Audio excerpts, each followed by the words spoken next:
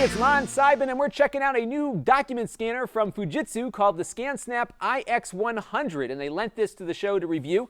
And I'm a big fan of these products. In fact, I've been using them for years in my office because we have a huge amount of volume of documents to scan. We probably do several 100,000 pages a year, and those scanners are just workhorses. They scan both sides of the page at the same time, and they do it very fast. And that's been typically what the Fujitsu ScanSnap line has been about. It's high speed, high volume. This is quite the opposite. It is really built for mobility, very low volume actually mobility, because it's not a duplexing scanner. It only takes one page at a time, and it only does one side at a time. So you're not going to get that same kind of Fujitsu ScanSnap performance out of this. They really built this, I think, really probably for lawyers and other folks that often need to get a document scanned while they're on the go and needed the lightest and smallest form factor they could possibly make. And that's where I think this is actually a pretty clever little device. So don't expect this to perform like those desktop units do. The scan speed isn't too bad. You'll see that in a minute. But again, you don't get to duplexing, and you can't put in more than one page at a time. But there are some software tricks that they made to make that scanning process a little less cumbersome. So we will go through all of that in a minute, but I want to cover the hardware first. Not much to see, actually. This is it here. In fact, all you have to do is just lower down this portion here to the paper feeder to get it ready for scanning. And you can either feed the documents through straight, or you can lift this up and the documents will flip up back at you. So if you're in a coffee shop or someplace where you don't have a lot of room to play with, you can have the document kind of go through here, and then it'll curve it up and pop it back out the top. You have a scan stop button here, which is actually very important because when you're scanning in one page at a time, you use the button to tell it when you are done, so it knows to close the document out. Has a USB port on the side. You can connect it via USB to your computer. You can also charge it with that USB cable because there is a battery on board. I think you'll get a good amount of scan time out of this. I've been scanning a little bit with it. Battery was on about 50% when it showed up, and I haven't really dented the battery life yet. There's a Wi-Fi switch on the back here, so you can manually disable the Wi-Fi. And there's a WPS button, so if you have one of those access points that supports the push button pairing, you can do that as well. Now, one thing, though, that gets me is that you can use it with as many mobile devices as you want, but you can only pair it up with one computer at a time. So you have to plug it into the computer, set up the ScanSnap software to talk to this specific scanner via wireless connections, and then you can use it just with that computer. If you want to set up another computer, you got to plug it into that one, redo the process, and go on from there. So every time you want to change computers, you have to repeat that process of plugging it in, configuring the software, and then scanning wirelessly with the computer. The good news is, though, is that the mobile devices don't have that same limitation. This is the same limitation, by the way, that's on the ix500, which is their kind of their consumer grade, or maybe just above consumer grade desktop scanner. So let's take a look at how this works and how it scans. All right, we've got the scanner set up. It's on my wireless network, and my Mac is communicating with the scanner wirelessly, and it's running on its battery. And when you put a piece of paper in, it'll actually grab it a little bit and get it ready to feed. And when the software is loaded up, when we've got the software here running in the taskbar here, the ScanSnap Manager, when that software is loaded, it waits for this button push to have it start scanning. So once I push that button, you'll see that the scanner is receiving the data, and what I can do now is either stop scanning, or I can just feed in another piece of paper and it will automatically keep going here. So you don't have to push the button again or do anything like that. You can just keep feeding paper through. If you wanted to do another side, you can flip the paper over and do the other side. And then when you're done, you can push the button here and it will ingest the document, and then you have some options for saving it in different places.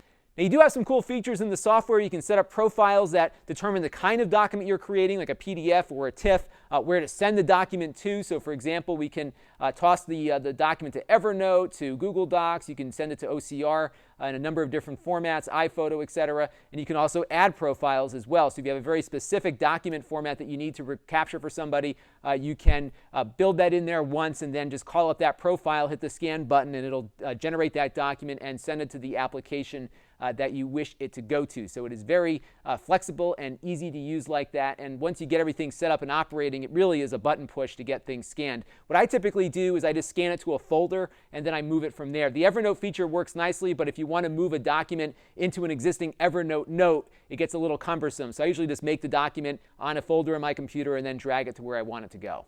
Now, while I was producing this video, I killed the battery and I now have it plugged into my Mac to charge it. What I found is that when the battery is completely depleted, it won't work even if it's plugged into the computer. So you need to keep that battery charged, and that was kind of a disappointment. You'd think if it's plugged in, it should be getting enough power to operate, but that's not the case. Now, the scanner will also work with mobile devices like iPads, iPhones, as well as Android devices. It'll even work with Kindle Fires as well. I guess those are running Android too, so it shouldn't be too much of a stretch. The app on iOS is a little bit dated to me. It feels a little bit like an iOS 7 app. As you can see, those button styles and some of the interface kind of looks like an older style iPad app, but it still is quite functional. Let me show you how it works. I'm going to flip up the lid here so we get that little flip-up function that I talked about earlier. So we're going to load the paper in here, and you can just hit the button on the device here or hit the scan button on the iPad, and it will ingest the document. And it ingested the document, and it's looking for the next page, or we can just hit the button here or here and